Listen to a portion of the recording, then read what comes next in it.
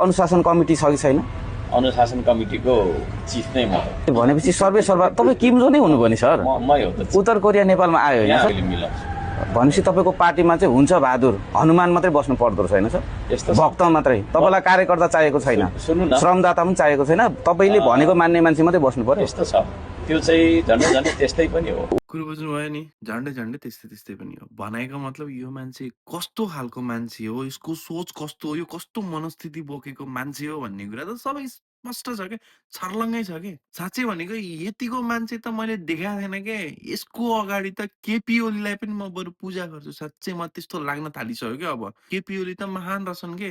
रामा रामा रामा रामा रामा रामा प्रचण्ड, केपी र शेरबहादुर तीनटालाई एउटै उयसमा हालेर घोलेर एउटा कम्बिनेसनबाट मान्छे बनाउँदाखेरि पनि हर्क साम्बाङ जतिको अराजक चाहिँ बन्दैन के।